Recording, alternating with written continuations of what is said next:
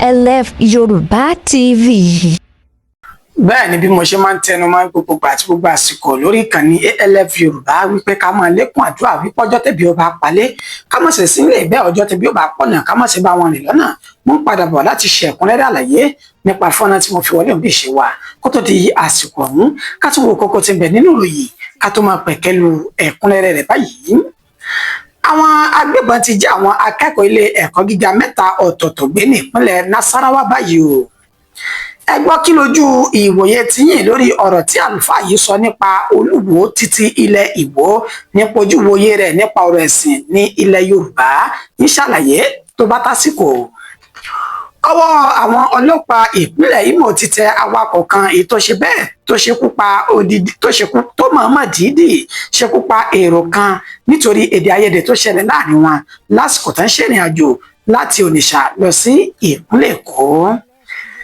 ènìyàn mẹ́ta ló ti pàdánù ẹ̀mí wọn báyìí nínú ìjàmbá ilé tó ṣe bẹ́ẹ̀ yáwó lulẹ̀ lójijì ní ìpínlẹ̀ Ògùn nígbà tó ti dóòlà ẹ̀mí ọ̀pọ̀lọpọ̀ àwọn ènìyàn. àtúndé ìpínlẹ̀ Delta níbi tí wọ́n wọlé iṣẹ́ ọlọ́pàá ìpínlẹ̀ náà ti tẹ àwọn afurasí ẹlẹ́gbẹ́ òkùnkùn méjì pẹ̀lú ìbọn ìléwọ́ pistol lọ́wọ́ wọn àti egbògi olóró ní ìpínlẹ̀ ọ̀hún. akúbọjọ ọjọ́ ṣe rí níbi gbogbo tẹ́tí láǹfààní láti máa darapọ̀ mọ́ wa lórí ìkànnì wa ALF Yorùbá TV níbi tá a ti àyàrá ọ̀tọ̀ọ̀tà tó ti dáńtọ́ fúnròyìn lájọ ìbalẹ̀ ìròyìn tó sòdó tí ó sì lẹ́jà bákanú òun náà láyàn láàyò lórí ìkànnì ALF Yorùbá TV gbogbo ìtẹ́jọ́ olólùfẹ́ wa lákìtà sí kìíní alùyìn lọ́gọ̀ ẹnu o alẹ́ ṣeun gbogbo gbà kókó olóròyìn lẹ́ti gbọ́ látẹnu àyànfẹ́ yìí ẹ̀kúnrẹ́rẹ́ rẹ̀ náà rèé ẹja wọn sísọ lójú eégún rẹ̀. àyànfẹ́ mo ní àwọn agbébọn ti jí àwọn akẹ́kọ̀ọ́ ilé ẹ̀kọ́ gíga mẹ́ta ọ̀tọ̀ọ̀tọ̀ gbé tán jẹ́ ti ìpínlẹ̀ Nasarawa báyìí. àwọn akẹ́kọ̀ọ́ mẹ́ta tí àwọn mẹ́tẹ̀ẹ̀ta wà ní ìpele ẹ̀kọ́ kìíní ní ilé ẹ̀kọ́ gíga ti ìjọba àpapọ̀ ti ṣe ti ìpínlẹ̀ Nasarawa eyín Láfíà ní ìpínlẹ̀ ọ̀hún ọ̀nà ti jí wọn gbé o ní ibùgbé àwọn akẹ́kọ̀ọ́ náà ìtanubẹ ní olúlu ìpínlẹ̀ Nasarawa ní agbègbè tá pè ní Bukan Kwato ní nǹkan dédé aago mẹ́sàn-án alẹ́ ó kù ìṣẹ́jú mẹ́ẹ̀ẹ́dógún kó lù ọjọ́ àbámẹ́ta ọ̀sẹ̀ tá a lò sẹ́yìn yìí níbi tá a ti ṣe náà lè wí pé ilé ìgbé àwọn akẹ́kọ̀ọ́ náà pè ní SWOT leaders ó ní àwọn akẹ́kọ̀ọ́ náà wà táwọn oníṣẹ́ lábẹ́ agbébọn náà tá ti ṣe bẹ́ẹ̀ fi ìbọn fọ́ inú ilé tá sì jẹ́ àwọn akẹ́kọ̀ọ́ mẹ́tẹ̀ẹ̀ta ètò àti rí Miracle Joy àti Esther tá ti jí wọn gbé wọ inú gbọlọ báyìí níṣẹ́ ni àwọn ọlọ́pàá náà ti bẹ̀rẹ̀ ìwádìí láti ṣe àwárí àwọn akẹ́kọ̀ọ́ mẹ́tẹ̀ẹ̀ta ìgbà wo la fẹ́ ṣe léyìí dá lórílẹ̀‐èdè Nàìjíríà nígbà tí ilé ẹ̀kọ́ tí ò bá sí ètò ààbò tó péye lórí ẹ̀mí àti àwọn lórí àwọn olùkọ́ àti àwọn tẹ́jẹ́ akẹ́kọ̀ọ́ ní ilé ẹ̀kọ́ gíga lásìkò yìí fàyò lásìkò tá a fi ń kórè yìí jọ àti eré kankan gbọ́jú ilé náà lọ nípa àwọn yóò ṣe àwárí wọn Abẹ́lẹ́dùmarè kó bá wa ṣe wọ́n ní rírí padà wá sílé láyọ̀ àti àlàáfíà èyí tí wàá dá ìbẹ̀rù bójú kalẹ̀ sókàyà àwọn akẹ́kọ̀ọ́ tó kù pẹ̀lú bọ́ńkálùkù wọn ṣe ń kó gángara wọn báyìí fi agbègbè náà síbẹ̀ láti sàsálà fún ẹ̀mí wọn. ẹ gbọ́ kí ni ojú ìwòye tẹ̀yin lórí ọ̀rọ̀ àlùfáà yìí ní léyìí tó sọ nípa Olúwo ti ìlú Ìwó nípa ojú ìwòye Olúwo nípa ọ̀rọ̀ ẹ̀sìn ní ilẹ̀ Yorùbá àlàyé rẹ̀ lẹ́kùnrẹ́rẹ́. àlùfáà kan ló ṣe wáàsí ìta gbangba níbi tó ti ń ṣe bẹ́ẹ̀ tako ẹni tó jẹ́ orí adé ti ilẹ̀ Ìwó ẹnu ọba Abdulrasheed Àkànbí tẹlú àkọ́kọ́ Olúwo ti ilẹ̀ Ìwó lórí ojúwòye rẹ̀ nípa àwọn ẹlẹ́sìn míì tó kù ní ilẹ̀ Yorùbá lẹ́yìn tó sì gbé ọlá fún ẹ̀sìn Ìsìláàmù ju ẹ̀sìn yòókù lọ níṣẹ́ ni àlùfáà yìí ló gbìyànjú láti ṣe àlàyé nípa ìgbésẹ̀ tí Olúwo ń gbé yìí ó ní ó kù díẹ̀ káàtó fún kábíyèsí láti mọ wúrú ìwà báyìí ó lẹ́ni tó bá mọ̀ ó fẹ́ mọ wúrú ìwà yìí kò ní sí ní ipò orí adé kankan nínú ìlú ó nítorí wípé adénadélé lórí kì í sì ń ṣe láwàní débi tí ó mọ̀ ṣe bẹ́ẹ̀ ṣe ìwàásù ẹ̀sìn kan ṣoṣo ní ilẹ̀ Yorùbá ọ̀rọ̀ pọ̀ tí ẹni tó jẹ́ àlùfáà yìí sọ nígbà tí ojú ọ̀tọ̀ọ̀tọ̀ tó ti ń wo ọ̀rọ̀ ọ̀hún àmọ́ kí n tó ṣe bẹ́ẹ̀ máa pẹ̀kẹ́lu ojú ọ̀tọ̀ọ̀tọ̀ tí ń wò ó ẹ jẹ́ kọ́ lọ́wọ́ dán wa kó fún wa ní fọ́nrán rẹ̀ ẹ gbọ́ àlàyé láti ọ̀dọ̀ àlùfáà sí Olúwo. kírísítẹ́nì ni wọ́n bá ní ìsìn bọ́ bá ṣe ń ṣe ti kìrìsìtẹ́nì wọ́n mọ̀ ṣe mùsùlùmí kódà tó níṣẹ̀ṣe fún àláwọ̀ ọ̀gbọ́dọ̀ fáwọn ọmọ wọn rí gbogbo ètò ọba wa ní wò ń ṣe yẹn wọ́n kàn fi ń wá followers ni mo fọlọ́run búra Ọlọ́run rán wọn dé gbogbo yẹn torí tó bá ti mọ̀ wípé o fẹ́ mọ play àkídà mọ́ lọ́jọba o nílẹ̀ Yorùbá bẹ́ẹ̀ ni tó bá tó kó fẹ́ ru àkídà sórí bàbá wa fàgbà èèyàn fẹ́ ru àkídà sórí ó wá lọ́jọba nílẹ̀ Yorùbá ìkànnì ó ṣe kí ni tó wà ní ọ́ndà ìlàsẹ̀ wípé ẹ má ṣe wáàsí tí ó against ẹ̀sìn kankan o kẹ́ẹ̀dì máìkì mú ayé kìrìsìtẹ́nì ò ní dá àwọn olóṣọpá yìí ò ní dá onífẹ̀sẹ̀ òfò ni àwọn olóòlẹ̀ ṣòfò ó máa yes ìntàfẹ́ ni pé ṣe wáàsí ẹ̀sìn wa fún wa ẹjẹ́ àmọ́ bọ́n ṣe ń wẹ jánẹ́bà bọ́n ṣe ń wẹ nífàsì bọ́n ṣe ń wẹ áídọ̀ bóòlù yẹn ṣe ń gbé papọ̀ pẹ̀lú alájọgbé yẹn tí ìṣẹ̀lẹ́sìn wa ẹni tí ìṣẹ̀lẹ́sìn wa kò síbi kankan tó sọ pé kó pa ẹni tí ò bẹ́ ṣe sìn ó gbọ́ láyé àwọn ànábì gẹ̀ sallallahu alaihi wasallam tí gbogbo ẹ̀ lé ìgbà tẹ̀rẹ̀ tí ìgbégbèsè yìí kọ́ fẹ́ lọ pa ànábì mọ́ lẹ́kọ̀ọ́ sẹ́ni tí lọ́wọ́ kó gún jà wọn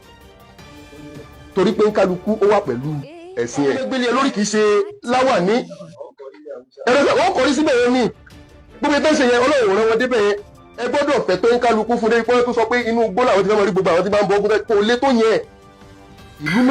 ẹ káàbọ̀ padà kí ni ojú ìwòye ti tẹ̀yìn náà lórí ọ̀rọ̀ tí àlùfáà yìí sọ bá a ṣe rí àwọn kan tán lu àfáà náà lọ́gbẹ̀ẹ́nu lórí ọ̀rọ̀ tó sọ yìí bẹ́ẹ̀ lára àwọn míì tí wọ́n ṣe ní àlẹ́ wípé àlùfáà náà ò ní ìmọ̀ kíkún tó nípa ẹ̀sìn tó gbé dání bó ṣe lè wù kó rí ẹja pàdé lábala àríwísí káwọn ojú ìwòye ti tẹ̀yìn náà gẹ́gẹ́ bẹ́ẹ̀ ṣe mọ̀ pé àmọ̀ ṣe bẹ́ẹ̀ dá yóò lábala àríwísí ní kété tá a bá ti ṣe bẹ́ẹ̀ tá a ti rí ojú ìwòye ti tẹ̀yìn náà lórí ọ̀rọ̀ Olúwo ti ilẹ̀ Ìgbò ẹ jẹ́ wá máa tẹ̀sọ́wọ́ ìwájú báyìí.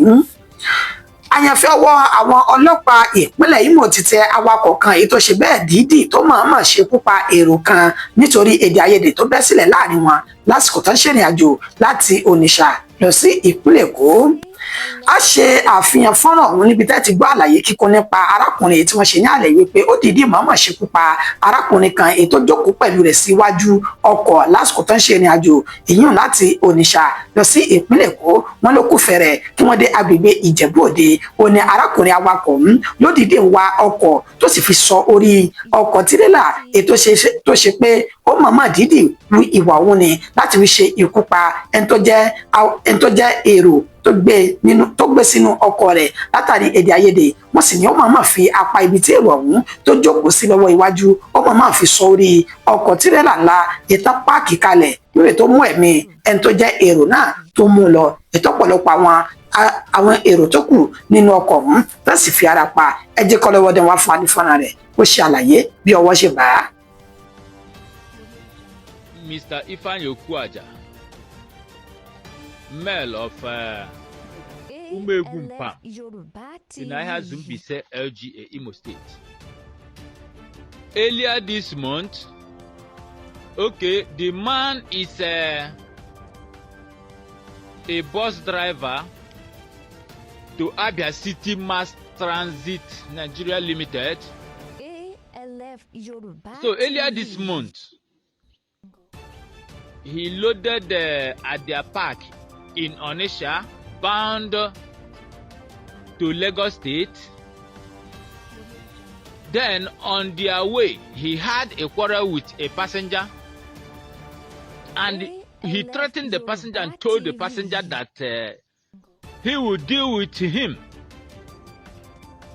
So on their way, after Ìjẹ̀bú Òde in Ogun State, he saw a truck parked by the roadside, and he intentionally went and bashed his boss on that truck in his bid to cause harm or mayhem to that particular passenger which he had a quarrel with. ẹ káàbọ̀ padà ẹ rí wípé ènìyàn burú òṣòlò ènìyàn ni ó sì gbọdọ̀ gba ìdájọ́ òdodo lábẹ́ òfin ẹ jẹ́ wá máa tẹ̀sọ́wọ́ iwájú báyìí wọ́n ní ká máa gbàdúrà wípé ọjọ́ tẹ́bi ó bá palẹ̀ ká má bá wọn sílé ọjọ́ tẹ́bi ó sì pọ̀nà náà ká má bá wọn rìn lọ́nà àyànfẹ́ ènìyàn 3 ló ti pàdánù ẹ̀mí wọn báyìí nínú ìjàmbá ilé tó gbólulẹ̀ lójijì ní ìpínlẹ̀ Ògùn nígbà tó ti dóòlà ẹ̀mí ọ̀pọ̀lọpọ̀ ènìyàn.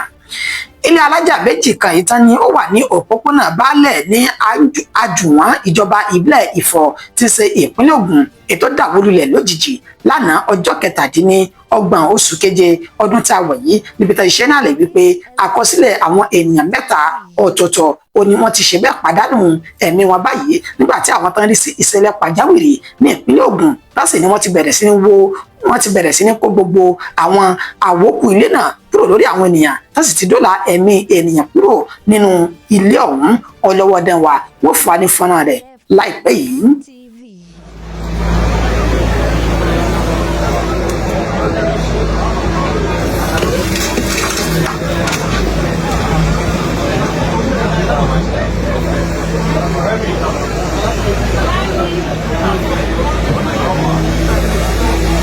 Control, as you can see, all response agencies are conducting search and rescue operations.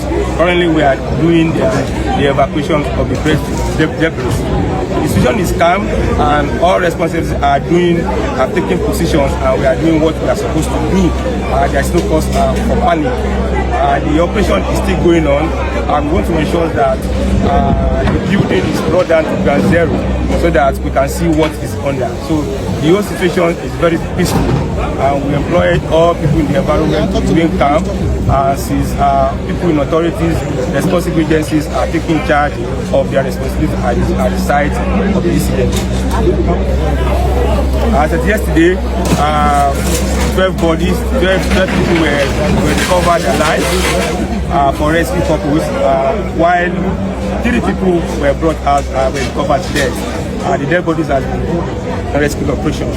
Immediately the agent. Ọ̀dà eléyìí náà nífiṣẹ́nu mi ń dédé síbi fún ti àsìkò yìí ọwọ́léṣẹ́ ọlọ́pàá ní ìpínlẹ̀ Delta àti ti àwọn afurasí ẹlẹ́gbẹ́ òkùnkùn méjì ọ̀tọ̀ọ̀tọ̀ ní ìpínlẹ̀ ọ̀hún pẹ̀lú ìbọn ìléwọ́ pistol lọ́wọ́ wọn àti egbògi olóró.